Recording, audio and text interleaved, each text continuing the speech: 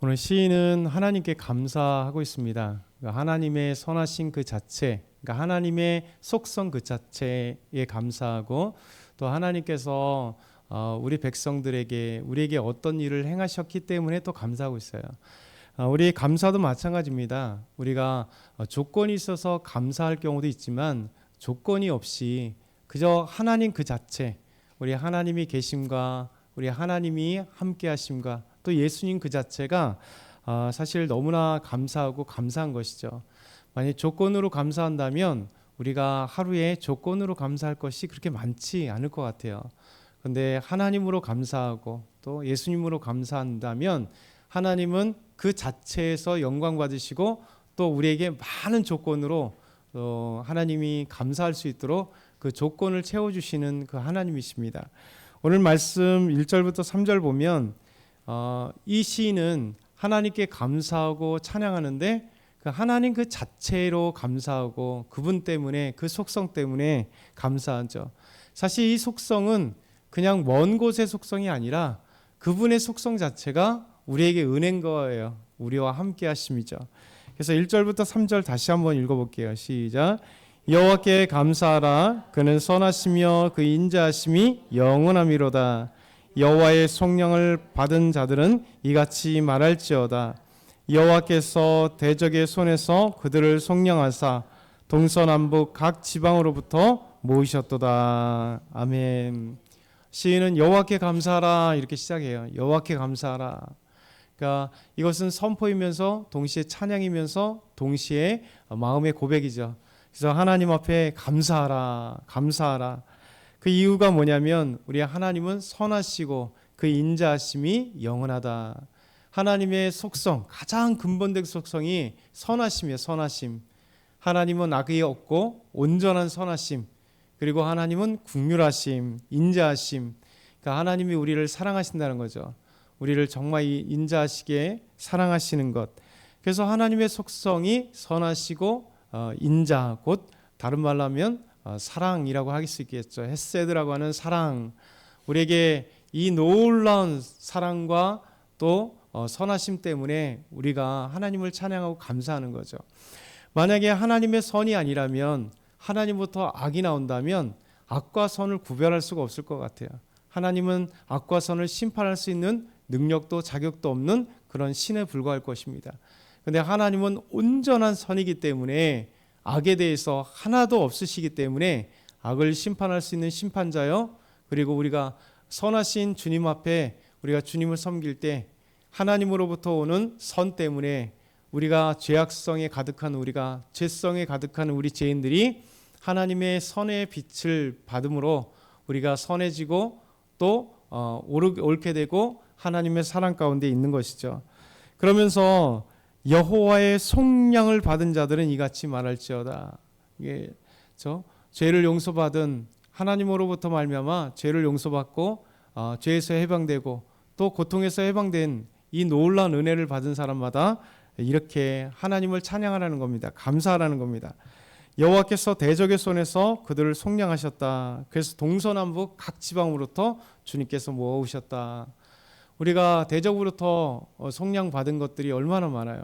역사적으로도 이스라엘도 북이스라엘은 아수르에게 멸망당했죠. 또 바벨론에 멸망당했죠. 페르시아에게 그 뒤에 알렉산더위에서 그리스에 멸망당했죠. 헬라 제국에 멸망당했죠. 로마에게 멸망당했죠. 이 역사가 분명히 이스라엘에도 끊임없는 아픔의 역사들이 많았습니다.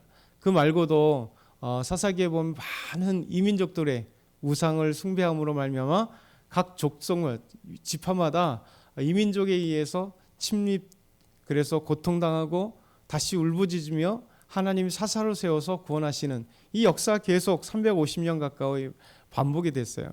우리나라도 마찬가지잖아요. 우리나라도 중국의 지배를 당해 외적에 침입해서 왜구라고 하는 저 일본에 의해서 또 잠깐 식민지 당해 또 남북이 싸우고 갈라지고 또 이런 아픔들을 경험한 나라 끊임없이. 그래서 역사가들이 한국의 역사를 5천년의 역사를 잘 보면 전쟁이 없었을 때가 사실 며칠이 없다 그러잖아요. 크고 작은 것들을 다 하면 한국의 우리 조선 우리 대한민국에 이제 고구려부터 저 고조선부터 시작해서 역사를 통틀어서 분쟁이 없었을 때가 단 며칠이 되지 않을 정도로 우리는 항상 평안한 것 같은데 역사의 기록들을 보면 그 정도밖에 없었다라는 비유적으로 그렇게 얘기를 합니다.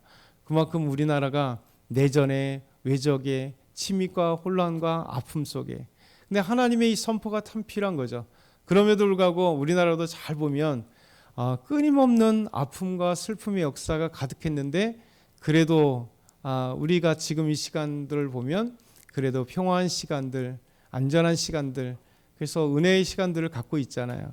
결국 이스라엘의 하나님이 그 전에 우리가 복음이 들어오기 전에는 없었으나 그래도 이 말씀과 동일한 거예요. 하나님의 속량을 받은 사람들, 대적의 그 가운데 우리를 구원하시고 또 지금도 이런 외적은 없을지라도 우리가 내부적으로 국가적인 위험들 또 우리의 영적인 싸움, 사탄이 우리를 끊임없이 유혹하고 넘어뜨리고 우리를 그 죄에 빠지게 해서 사탄의 나라에 다시 빠지게 만드는 이 하나님의 나라의 백성들을 유혹하는 자들에게서 우리 주님께서 속량하신다. 우리를 빼내오시는 거예요. 항상 빼내오셔서 우리를 구원하시는 하나님의 은혜. 그렇기 때문에 시인과 동일하게 우리도 오늘도 감사하고 찬양하는 거죠. 하나님의 선하심 때문에, 하나님의 인자하심 때문에, 하나님이 우리를 대적 가운데, 이 사단의 그 속 가운데, 악의 세력 가운데 하나님께서 우리를 구출하시는 거죠. 속량해 주시는 것 때문에 찬양합니다. 두 번째는 과거를 회상하면서 광야에서 인도하신 하나님을 찬양하는 거죠. 또 우리도 마찬가지죠. 우리의 삶을 되돌아보면 광야 같은 인생 가운데 끊임없이 인도하시는 우리 하나님을 찬양하고 나의 그 고통스러웠던 과거에 또 재정적으로나 아니면 어떤 인간관계나 수없이 많았던 고통 속에 그 과거에서 또 되돌아보면서 그것을 막 이를 부득부득 깔면서 그 과거를 싫어하는 게 아니라 그 과거를 생각해 보면 분명히 아픔이 있었는데 참 하나님의 은혜다. 되돌아보면 어떻게 이렇게 인도하셨을까? 이 시인도 그거예요. 40년 광야의 생활을 또 보면 분명히 아픈 시간들입니다. 갈 바를 몰라 했던 시간들이고 풍족했던 시간은 아니에요. 근데 하나님이 계시니까 정말 날마다 풍족했고 하나님이 계시니까 날마다 하나님의 기적을 체험했고 날마다 그래도 하나님의 은혜 가운데 따뜻하게 지냈고 안전하게 지냈고 그리고 정말 아무런 부족함 없이 지냈다라는 거죠. 4절부터 7절이 그겁니다. 자, 4절부터 7절 다시 한번 읽어볼게요. 그들이 광야 사막길에서 방황하며 거주할 성읍을 찾지 못하고 줄이고 목이 말라 그들의 영혼이 그들 안에서 피곤하였도다. 이에 그들이 근심 중에 여호와께 부르짖음에 그들의 고통에서 건지시고 또 바른 길로 인도하사 거주할 성읍에 이르게 하셨도다. 아멘. 광야 사막길은 방황하는 때입니다. 그렇죠? 갈 길도 없고 광야 사막은 진짜 사람이 살기는 쉽지 않은 곳인데 하나님이 그곳을 인도하셨어요. 그러니까 하나님이 없다면 광야길은 그야말로 방황하는 길이고 거주할 성읍도 없고 그리고 줄이고 목마르고 영혼이 괴로운 시간들. 눈만 뜨면 뭐 사막밖에 없잖아요. 광야밖에 없잖아요. 눈만 뜨면 정말 이게 아무것도 없고 비도 안 내리고 햇빛은 뜨겁고 좀 먹을 거는 만나밖에 없고 맨날 그런 삶을 볼 수밖에 없는 거죠.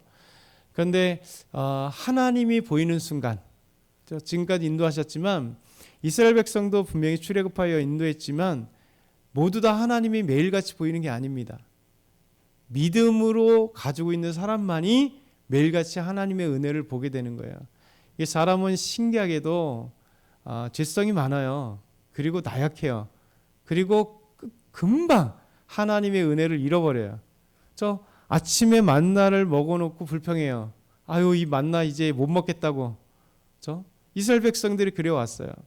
하나님이 바위에 물을 터줘서 물을 마셨음에도 불구하고 다음날 또 목말라. 아유 목말라. 이 광야 생활 속에 우리는 목마른 곳을 왜 하나님 인도하셨어? 이거잖아요. 또 고기 먹고 싶을 때 그래도 애굽에서는 고기 먹었는데 그러니 하나님 또 보내주시고, 그러니까 하나님의 기적을 만나를 통해서 매일같이 보여주시고, 저 하나님이 지금 저 성막에 불과 구름 기둥으로 임재하고 계세요. 그런데도 불구하고 이 사람은 믿음의 눈이 없으면, 믿음의 마음이 없으면 그 안 좋은 것만 보이게 되는 거예요. 안 좋은 거. 그렇죠? 우리도 신앙생활 하잖아요. 이스라엘 백성들과 똑같지 않아요.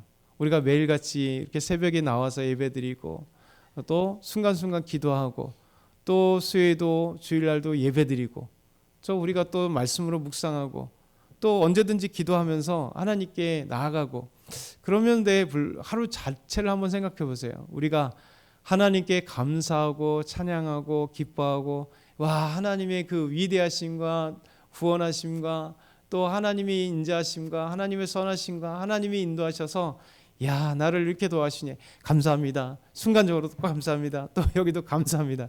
그런 시간이 사실 얼마나 될까? 이스라엘 백성들과 똑같아요.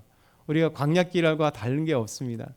그러니까 우리가 이스라엘을 보면서 답답한, 왜 하나님이 저렇게, 나는 매일같이 저렇게 불과 구름 기둥에 하나님 인도하시고 매일같이 만나를 주시면, 이야, 하나님을 매일 찬양하겠다, 이렇게 생각할지 모르죠.